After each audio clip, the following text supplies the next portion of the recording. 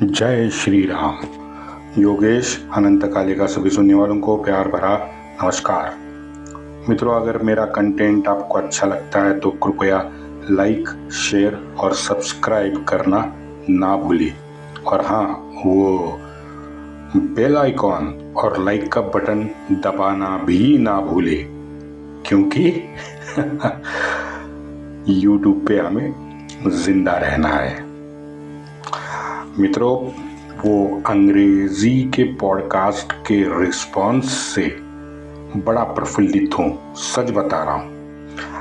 10-15 मिनटों के ज्ञान देकर सागर को सिमटना बड़ा मुश्किल काम होता है।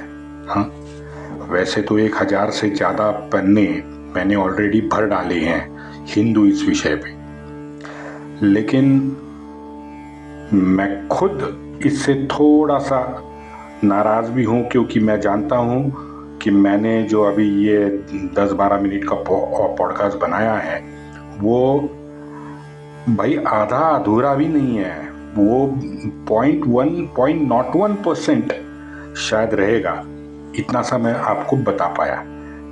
भविष्य में पूरी डिटेल बताने की कोशिश करूँगा, लेकिन पहले 3-4 घंटों में भाई 70-80 लोगों ने मेरा अंग्रेजी पॉडकास्ट सुनना, भाई मैं तो देख के गदगद हो गया।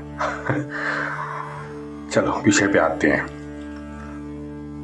नाना जैसे जैसे आगे बढ़ रहा था, इस पानीपत विभीषिका के आंखों देखा हाल जो भाग के आने वाले सैनिक है उनसे सुनते जा रहा था, और मन में विषन्नता नाना के बढ़ती जा रही थी। भाऊ और विश्वासराव का निधन सुनकर तो ऐसे लगता है नाना पूरी तरह से टूट गया था, लेकिन अब भविष्य में नजीब को मिटाना उसका नया लक्ष्य बन गया था। महिपत राव को बाबूराव कोन्हेर के पास उसने झांसी भेजा, और झांसी से उसने नए अभियान के लिए तोपें भी मंगवाई। 23 फरवरी 1761 सिरोहा से बाबूराव के नाम पे नाना का एक पत्र है। नाना कहते हैं, भाऊ का पराजय ये चिंताजनक और उद्विग्न करने वाला है। अब उत्तर के सारे बलहीन मुजोर होते जाएंगे, आंख दिखाने लगेंगे। आप सतर्क रहे, अपनी सारी चौकियां आप सुरक्षित कर ले। अपने पानीपत का तफसील मुझे यथार्थ भेजा है। अभी आगे हमारी प्रस्तुत सेना ने गिलचों पर जोर लगा के उनका निपात करना ज्यादा आवश्यक है। रियासतदार हो या जमींदार हो, उनका पारिपत्य करने के लिए सेना को मैंने रवाना कर दिया है। मित्रों, लगता है लगातार कमजोर होती हुई उस नाना की शारीरिक स्थिति के बावजूद पत्र में आपने देखा नाना ने धीरता का परिचय निश्चित दिया है। उत्तर की ओर जिस मार्ग से भाऊ गया था, उसी मार्ग से नाना मालवा से 7 फरवरी को भेलसा यानी विदिशा पहुंचा।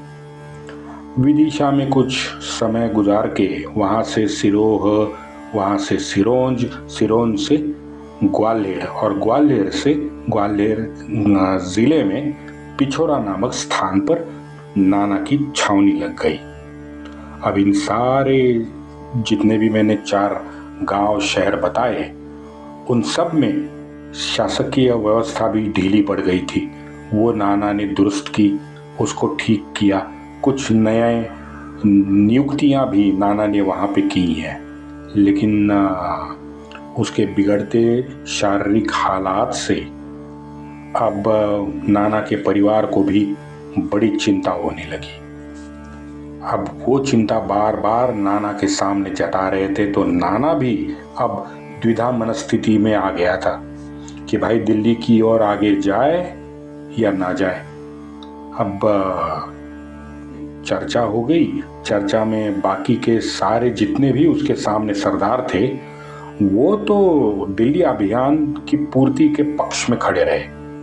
हाँ, यहाँ पे मित्रों रह रहकर मुझे नारोशंकर का फिर से एक बार ख्याल आता है कि भाई नारोशंकर वो अपना मल्हारबाग के वकील गंगाधर पंत चंद्रचूड़ के साथ ऐन मौके पे दिल्ली से क्यों भागे।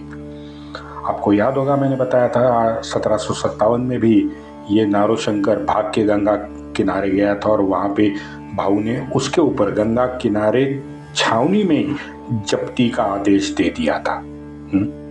और तब अंताजी माणकेश्वर ने नारोशंकर का शिरच्छेद करने का सोचा था। मैंने आपको बताया। आप मुझे बताओ, मन में ख्याल आता है कि भाई टाइटैनिक डूबा, टाइटैनिक का कप्तान भागा था क्या टाइटैनिक से? नहीं भागा था। एक भी अंग्रेज अफसर, कम से कम जो मैंने इतिहास पढ़ा है, वो अंग्रेजी ऑफिसर रणभूमि में या अपनी चौकियों से आज तक नहीं भागा। दूसरे विश्व की कई रंजक कथाएं आपने भी सुनी होगी, अतिशयोक्ति को छोड़ दे, लेकिन कोई भी अंग्रेजी अफसर या अंग्रेजी सेनापति अपने स्थान से मरते दम तक वहां से नहीं हटा है। रेजिंगला पास 1962 कैसे भूल सकते हैं? प्राणोत्क्रमण होने तक हमारे वीर जवानों ने अपनी जगह नहीं छोड़ी थी। ये है मित्रों असली समर्पण। अगर नारोशंकर दिल्ली में डटकर आखिर तक खड़ा होता, लेकिन हाँ, तभी हमारे सामने मल्हारबा भी आते हैं, क्योंकि मल्हारबा ने उसे जाने के लिए सुझाया था। क्या करें? अब यही सब चर्चा पिछोरा में नाना और उसके साथीदारों के बीच चल रही थी। तब नाना की बगल में युवा माधवराव नाना के बाजू में ही बैठा था। सब चुपचाप सुन रहा था, क्योंकि वो युवा था। नाना का आधार बनने की क्षमता या बनने जितनी ताकत उसमें अभी आई नहीं थी। मार्च 1761 में नाना को बगल में बिठाकर अच्छा क्या है, बुरा क्या है, राजनीति में भविष्य की योजना हमें क्या बनानी चाहिए, या कोई नई योजना अभियान अगर सुझाना हो तो वो सुझाने वाला, उसे नसीहत देने वाला अब कोई नहीं बचा था। मल्हारबा छोड़ के उनके समकक्ष कोई अनुभवी नाना के पास उस वक्त नहीं था। ये दुर्भाग्य है नाना का। और ऊपर से उसकी दिन ब दिन क्षीण होती जा रही सेहत। इसी पिछोरा में मल्हारबा, विट्ठल शिवदेव और नारोशंकर उससे मिलने आए। सारों ने अपना अपना वृत्तांत कथन किया, खेद प्रकट किया, सांत्वना दी, वगैरह वगैरह वगैरह। वो सब फॉर्मेलिटीज तो हो गई। मेन दिल्ली विषय चर्चा में आया और दिल्ली पहुंच के पूरे दम से दिल्ली के बख्शी को, यानी नए दिल्ली के संरक्षण मंत्री को पारिपत्य करने का उन्होंने मन में ठान लिया था इन सब ने। अब इस दिल्ली अभियान पे चर्चा हो रही थी। गोपिकाबाई चुपचाप पीछे सुन रही थी, लेकिन जैसे चर्चा आगे बढ़ी गोपिकाबाई बीच में कूद गई। गोपिकाबाई ने सबको बहुत समझा बुझाकर नाना को दिल्ली जाने से परावृत्त किया है। स्वाभाविक है कि भाई गोपिकाबाई तो धर्म पत्नी थी, ऊपर से राजनीति में भी माहिर खिलाड़ी थी और मुखर भी थी। मन में रखने वाली नहीं थी, मुंह पे बोलने वाली थी। मित्रों, मेरे मन में अभी भी एक सवाल आता है कि भाई हाँ, गोपिका बाई का तो हम जानते ही हैं, लेकिन वो नई नवेली जो पत्नी बनी थी वाखरे नाइक की पुत्री राधा बाई, उसका कहीं उल्लेख आज तक मैंने नहीं पढ़ा है। देखते हैं, मैं शायद दशहरे के बाद पैठण जा रहा हूँ तो देखता हूँ कि वाखरे खानदान का कोई वहाँ पे अता पता मिलता है या नहीं मिलता है, देखना पड़ेगा। 22 मार्च 1761 को अंततः नाना अपने परिवार के साथ पुणे की दिशा में निकल गया। पूरी यात्रा में नाना कई बार निद्रा में भाऊ भाऊ चिल्लाता रहा है और तभी गोपिका बाई समझ गई थी कि ये जो नाना की बीमारी प्रकरण है ये दिन ब दिन आगे कठिन होते जाने वाला है। गोपिका बाई ने जितना भी नाना से हो सके पूरे रास्ते भर जहां जहां भी वो गए वहां पे स्थानिक कोई वाद विवाद था, कोई परेशानियां थी, नियुक्तियां थी, वो सब गोपिका बाई ने नाना से दूर करने की कोशिश की है। आगे फिर 1 या 2 जून को शायद नाना पुणे पहुंचा। पुणे पहुंचने के बाद नाना को एकमात्र मन को सुकून देने वाली खबर मिली।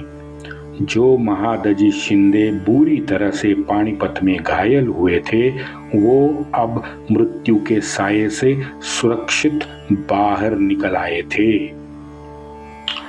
मित्रों, मैंने पहले भी इसका जिक्र किया है, आपने भी सुना होगा कि जितने भी ये सारे धर्मांध जाहिल जानवर थे ना, नवाब, रियासतदार वगैरह वगैरह वगैरह, ज्यादातर इनके वकील हिंदू ही रहा करते थे। काशी राय ने तो पूरी लिस्ट दी है।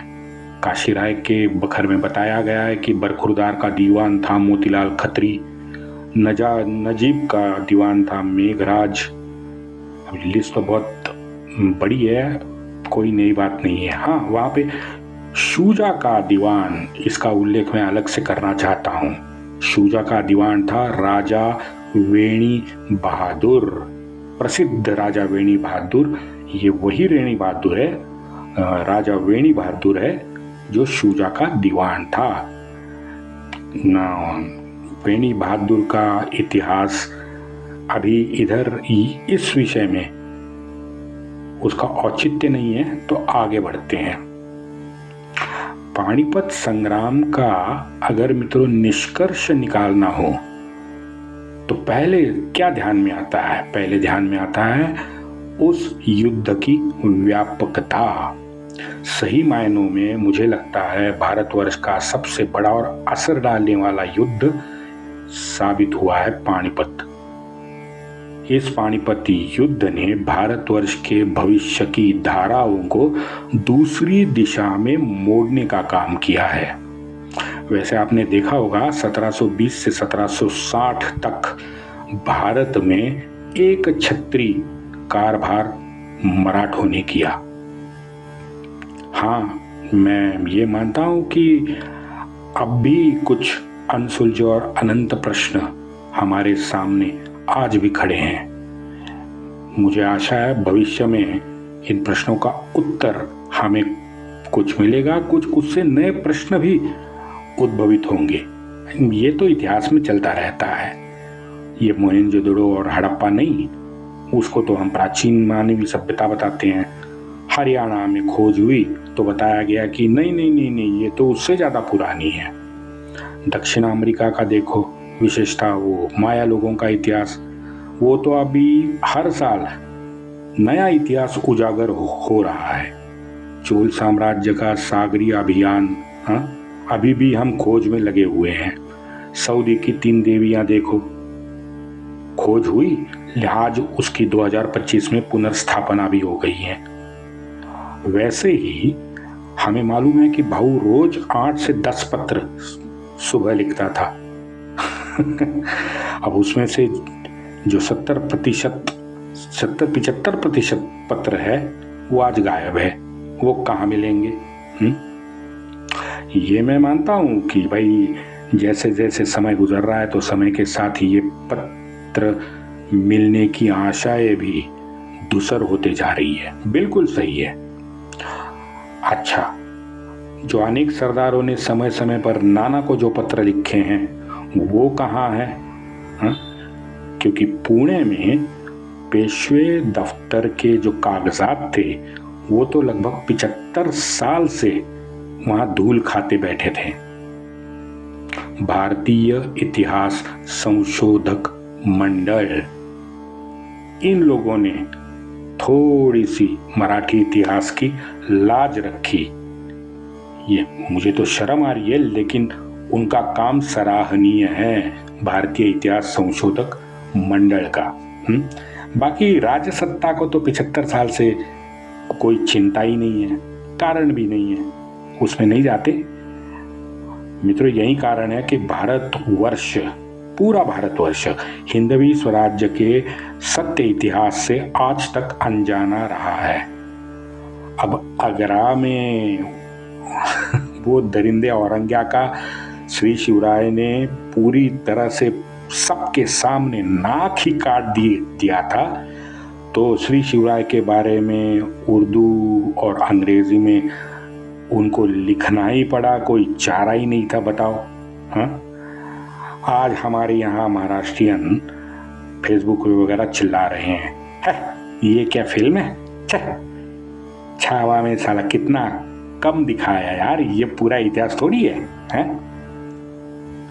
वहीं दूसरी ओर मित्रों, ट्विटर पे पूरा विश्व इस फिल्म को गौरवान्वित कर रहा है, क्योंकि उन्हें पता है इस इतिहास कथन से छत्रपति शंभू राजे को पूरे विश्व में लोगों ने अपने दिलों में जगा दी है।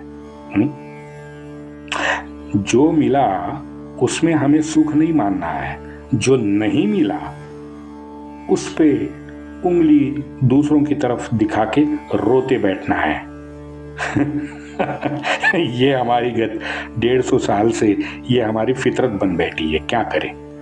धन्य हो मित्रों वो वॉइसरॉय आयरविन का, कनिंघम, टॉड, चार्ल्स बॉल्स जैसे प्रामाणिक इतिहास को समर्पित महापुरुषों का। इन्होंने हमें हमारे बारे में बहुत सारी जानकारी दी है, और वो जानकारी इकट्ठा करने के लिए कनिंघम हो या चार्ल्स बॉल्स हो, इन्होंने अपना पूरा आयुष्य दांव पे लगाया है। एक कसक बाकी है, पानीपत का सारा इतिहास मित्रों हम जो सुनते हैं वो एक तरफा इतिहास है। अफगान के बाजुओं का क्या? अफगानी इतिहास, उसका समग्र इतिहास लिखने को भी अंग्रेजी टेट को आना पड़ा। उसने अंग्रेजी में आगे अफगानिस्तान का समग्र इतिहास लिखा है। भाई देख लो, सब चीज़ों में गोरों को मैं गाली नहीं दे सकता। जो अच्छा है वो अच्छा कहना ही हमारे गुरुओं ने हमें सिखाया है। 1865 है 1870 के बीच मुंबई का जो गवर्नर था एल्फिंस्टन, अगर वो हमारे बारे में नहीं लिखता तो सोचो हम और कई साल आगे हमें हमारा आत्मसम्मान खोने वाले मूर्ख हम बने रहते। दक्षिण अफ्रीका और दक्षिण अमेरिका को आपने देखा होगा, उन लोगों को तो अपनी मातृभाषा ना लिखने आती है ना बोलने आती है। लिहाजा इन गोरे लेखकों का सम्मान करना मेरा कर्तव्य है। वंदे मातरम।